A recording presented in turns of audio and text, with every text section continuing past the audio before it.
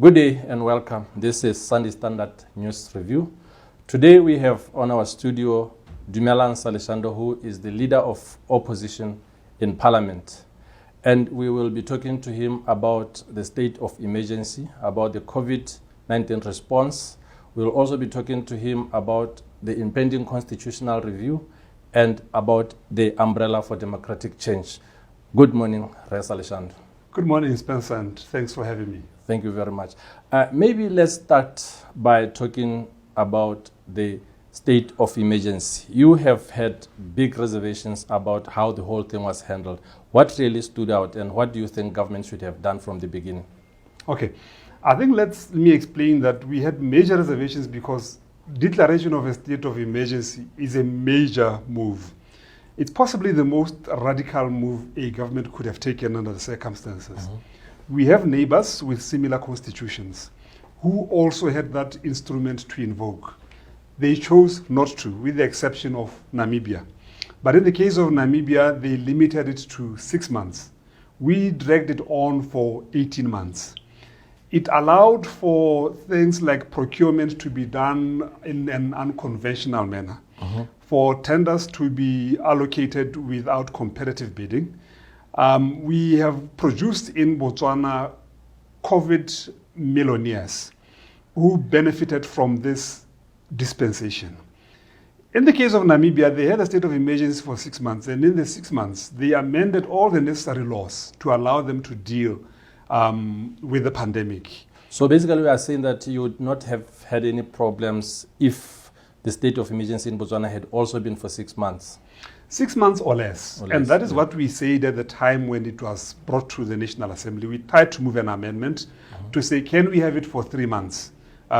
Because one of the things that you want to do during a state of public emergency is to prepare yourself for something that you had not expected to encounter. Now, yes, the whole world was shocked by the COVID pandemic. But what happened in the 18 months of the state of public emergency is that Botswana did not prepare itself for the worst day or for the day at the top of the mountain, as some would have said. We ended up with one of the heaviest load of the virus on a per capita basis within SADC.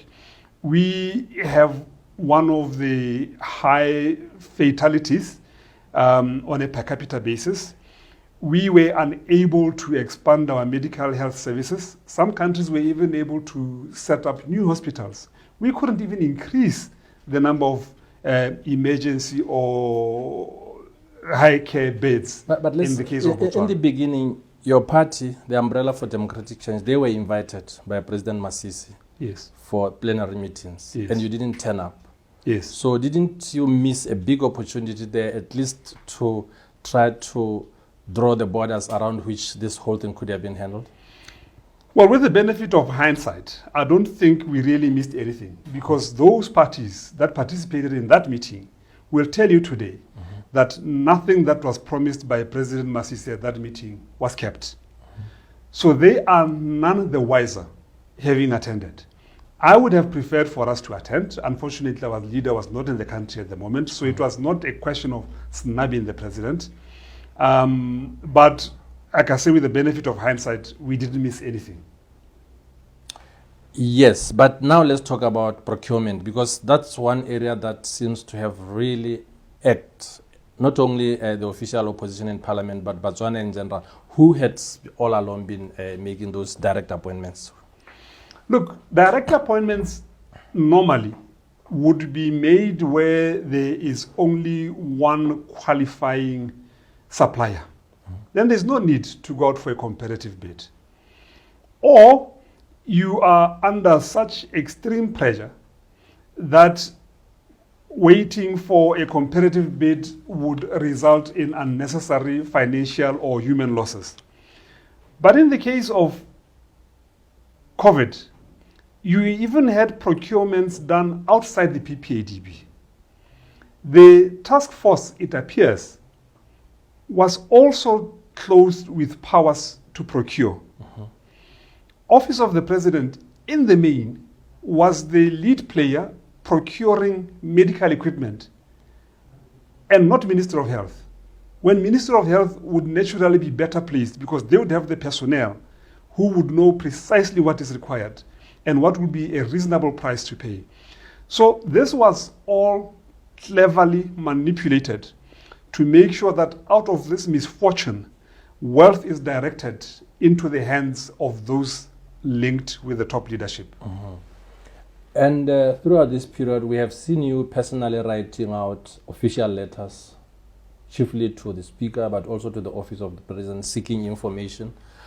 Has it been worth it? Did you get any information, clarity on any matters that you raised around these procurement issues? Well, no. No, because in all the instances, the Office of the President normally chooses not to respond. They prefer to keep quiet, not to respond to any query that may be raised.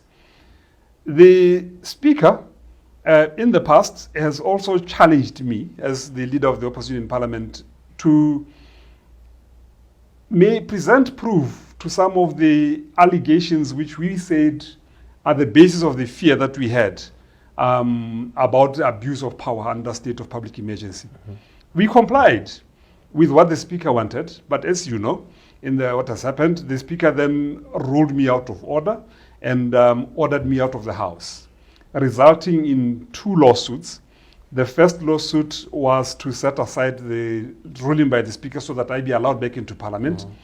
The judge granted that. The second one was to say that we even need to get a ruling that the Speaker acted irrationally.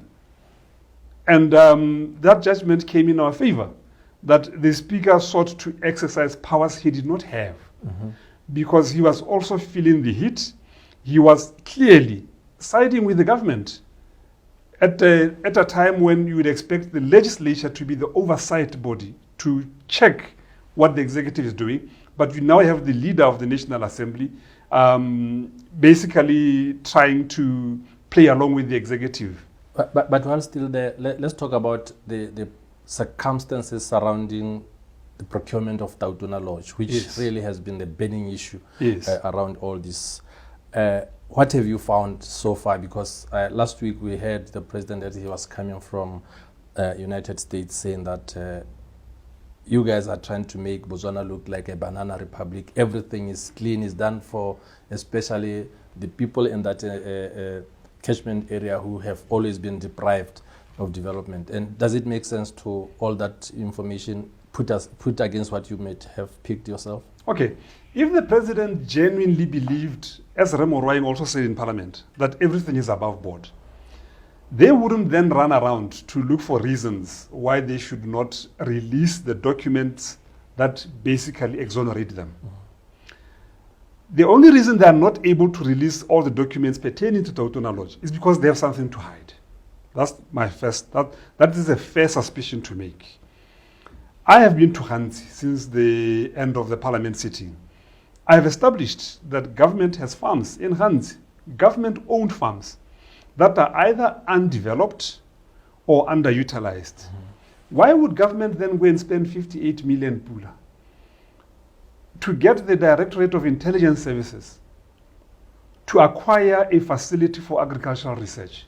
It's simply all not adding up. And the president must be honest with the nation. He must concede that things have not been done correctly. It cannot be that the Directorate of Intelligence Services is best placed to secure agricultural research land. And at a time when we are struggling with vaccines, that we can spend 58 million on a rundown lodge and simply explain to Parliament that, lodge. I think government is taking Botswana for granted. We are proceeding with this matter on Tauduna Lodge. We have sought for additional information. If we don't get that additional information, the UDC National Executive Committee has actually given its blessings. Then we must approach the courts as last resort to compel government to give us documents about how they spent our money, not their money. Let's go back to the government overall response and their efforts against COVID-19, with particular reference towards tourism. And here again, we might use your own constituency, I think, as a reference point. What do you think the overall response has been towards tourism? Has it made matters worse in anyhow? What do you see on the ground in the areas of Maung, Ngami, and Okavango when you go there? Well, look, we can't. COVID collapsed tourism everywhere. So we're not blaming the BDP for the collapse of tourism on account of COVID. What governments across the world are doing is that they are having tourism-specific resuscitation strategies. We don't have that in Botswana. And yet tourism features amongst the top 3 revenue earners for the country.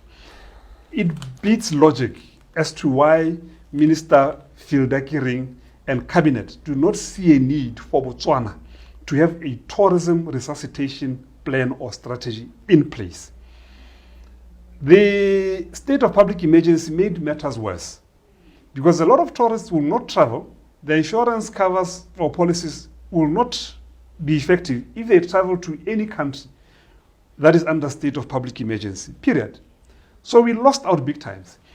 The sector has collapsed, but we need to have a plan of rising together because this has been a foreign-dominated tourism. I also see a silver lining behind this dark cloud that we need to be now thinking, how do we make sure that as tourism emerges, citizens are able to play a meaningful role? And I can give you a few examples. In Maung itself, you have a lot of what we call self-drives. These are tourists from neighboring countries, particularly South Africa, who come in with their own vehicles, they've packed their meals and everything that they need. All that they pay are the fees to get into the park, which is really nothing. Why don't we change it like other countries have done to say that no self-drives using foreign registered numbers without a local guide?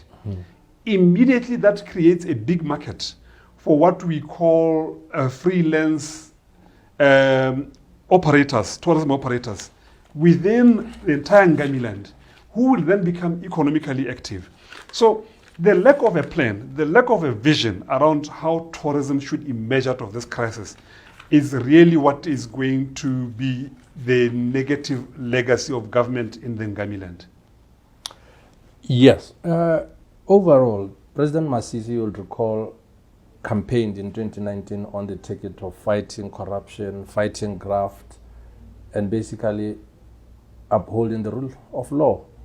What is your assessment so far? I mean, has he lived up to the pledges that he made? Well, look, any president who says they will fight corruption should know the basics. And some of the basics around fighting corruption is to avoid conflict of interest.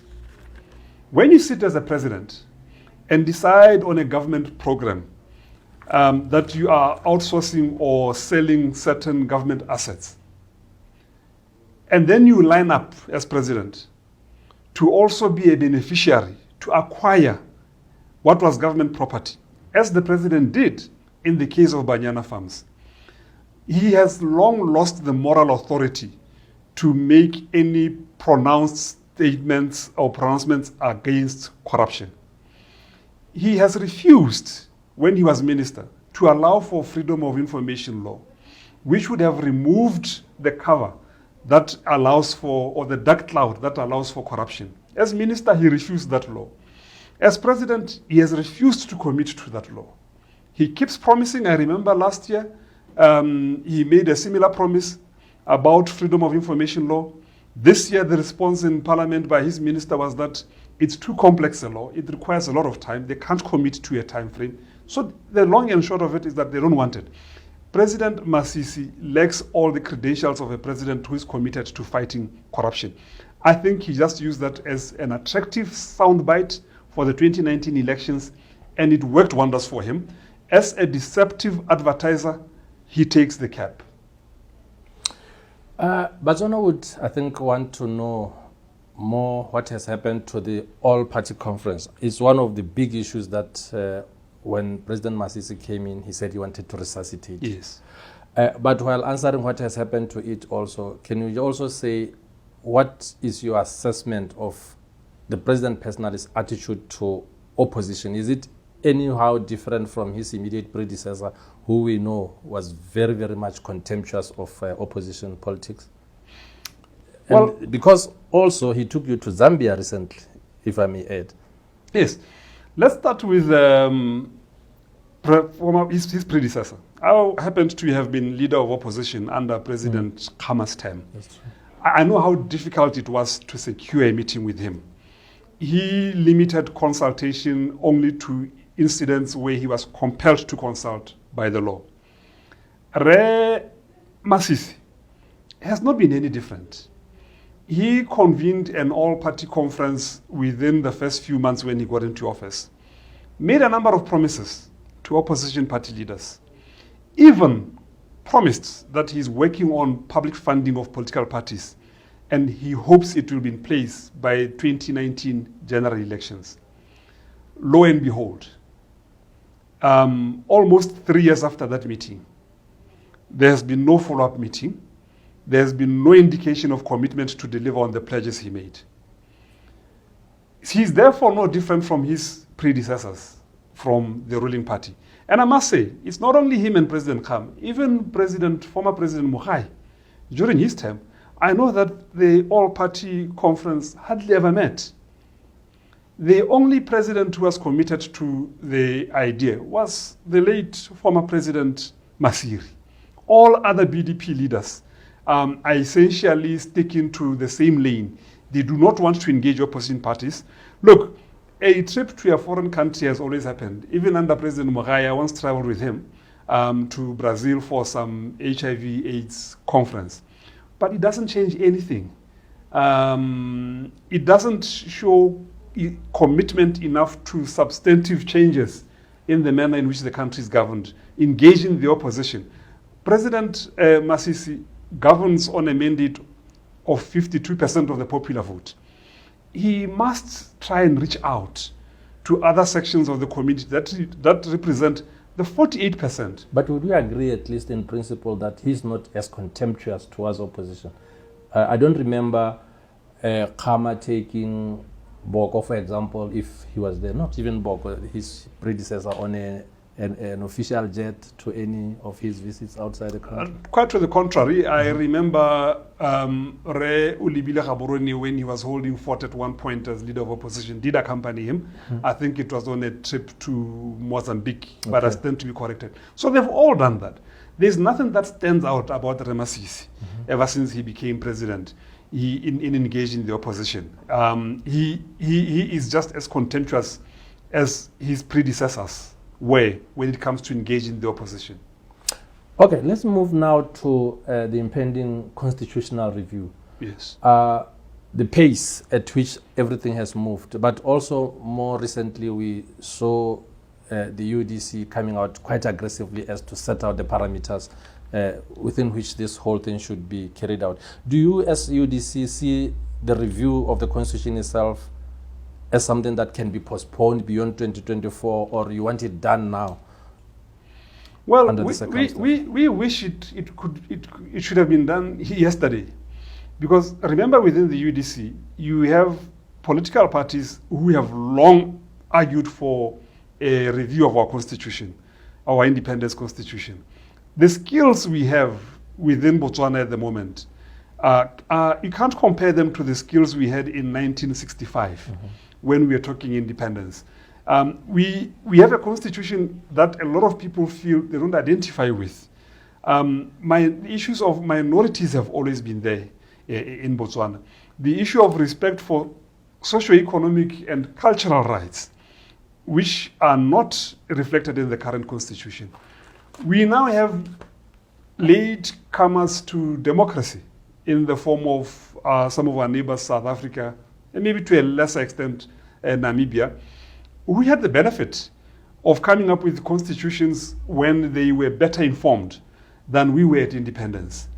We are now the dwarf amongst giants when it comes to progressive constitutions. So we need to have it soon rather than later. President Masisi promised this more than 2 years ago. Even if we should at least be talking about how we plan to carry it out. How will we consult? What will be the terms of reference? How will we choose those who will serve? What safeguards do we put in place to make sure that no one uses the process to their singular benefit, excluding others? This is not a constitution for the UDC. It's not a constitution for the BDP. This is Botswana constitution. You want a constitution which at the end people will be able to say, I really appreciate my constitution more than any other constitution in Southern Africa. And we need to start with the building blocks. But the president's silence suggests to me that yet again, it was deceptive advertising going to elections.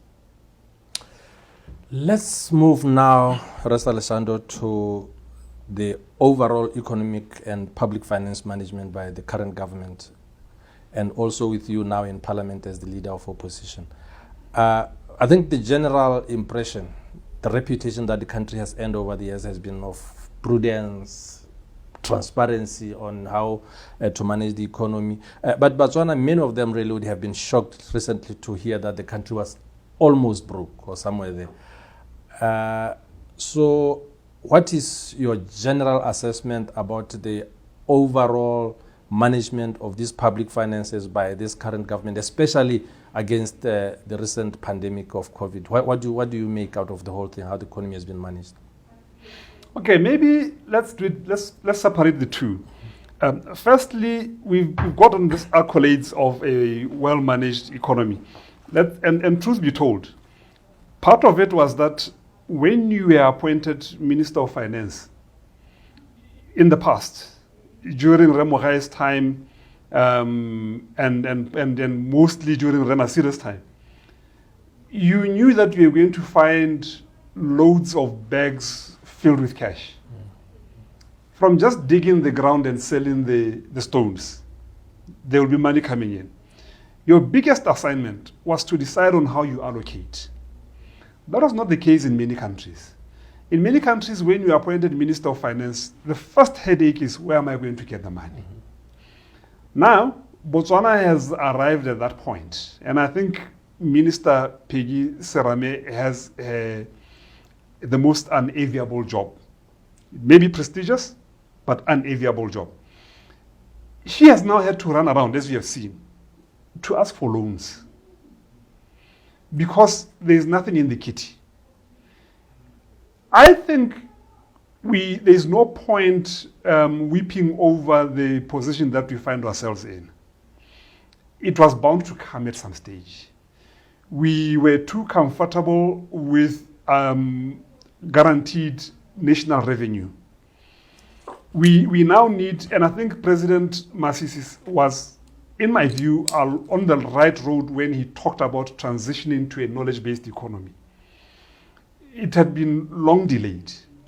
But unfortunately, again, for him, as with other things, it's just been talk, and there are no concrete steps being taken.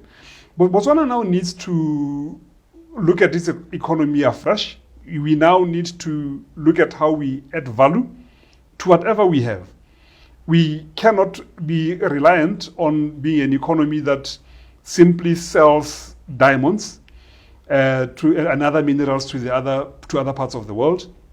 We now need to be talking about how we also enter the market for synthetic diamonds. Why should our biggest partner, DBS, be setting up companies in other parts of the world where they have minimal financial interest to manufacture synthetic diamonds and leave their long-time bed partner behind? The diamonds are running out. We now need to be thinking differently. It's a pity that we've been talking of things like Lobatse Leather Park for more than 10 years, and it hasn't taken off. That is the space we need to play in as a matter of priority. There's also been a lot of talk around public-private partnerships, developments of infrastructure. We can't name more than 5 in Botswana. There are less than 5. But the policy has been there for over 10 years.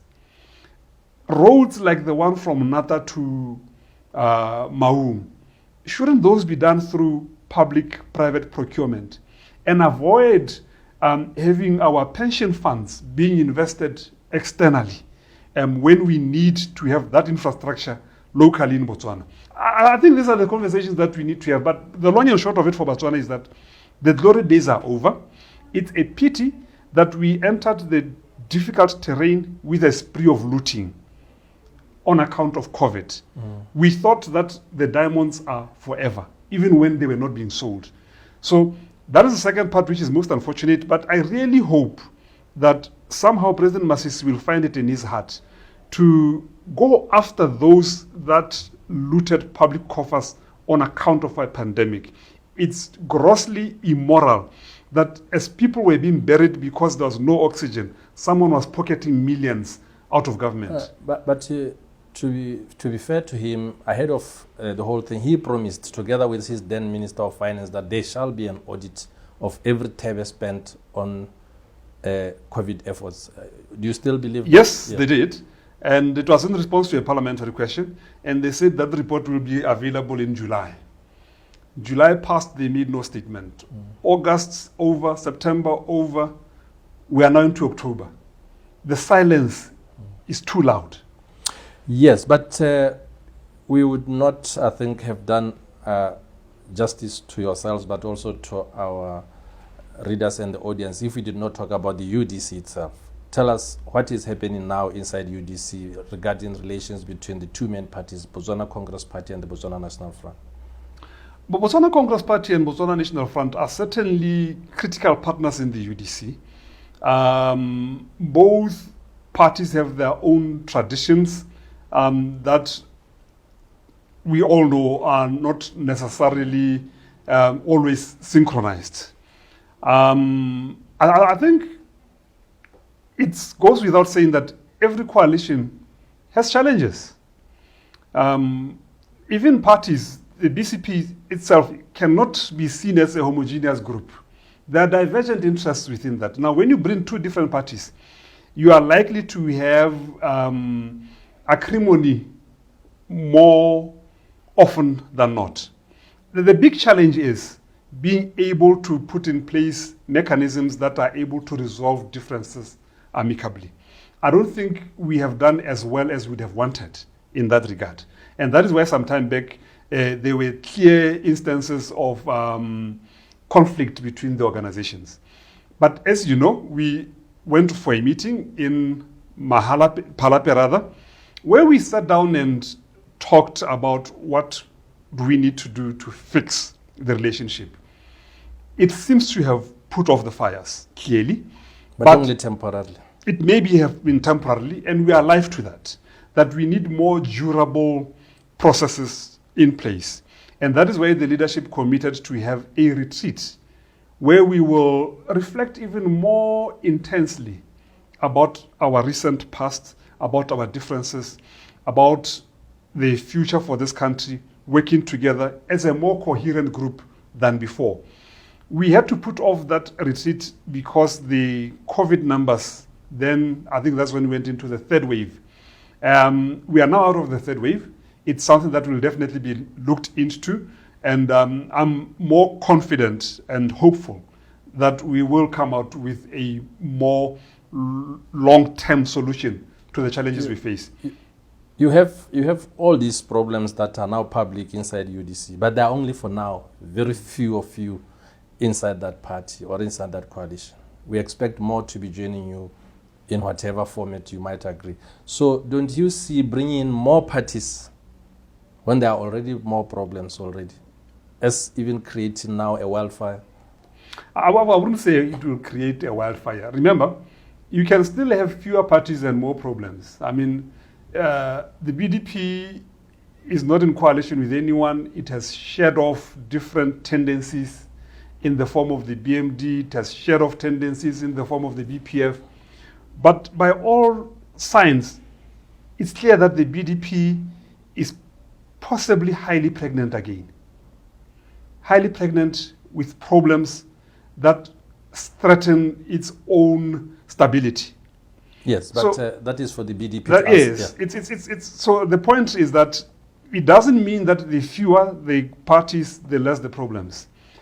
I think we can learn from the experience that we have gone through with as three parties. and candidly reflect on the challenges we are likely to face when we increase the number of political parties. It's been an experiment, if I may put it that way.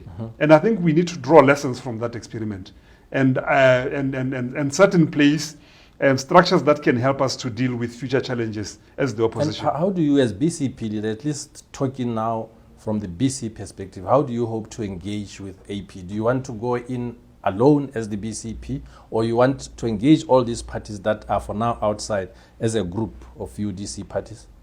Well, as you know, a decision has been made. We have engaged other opposition parties as the UDC. There's been an agreement that was reached on by-elections, which is still to be tested because by-elections were basically suspended during the tenure of the state of public emergency. So that agreement will be tested.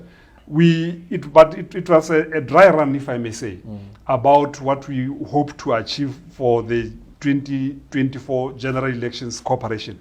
My view is that we possibly will need to do much more than we did with the case of by-elections. General elections agreements are much more difficult. The stakes are much higher. It's not a walk in the park. We would have wished for this process to be complete by the end of this year. It remains our hope, but I don't want to downplay the enormity of the exercise. Thank you very much, Honorable Salishando, for having come and join us. And this is all that we had time for. Thank you. Thank you very much. Cheers.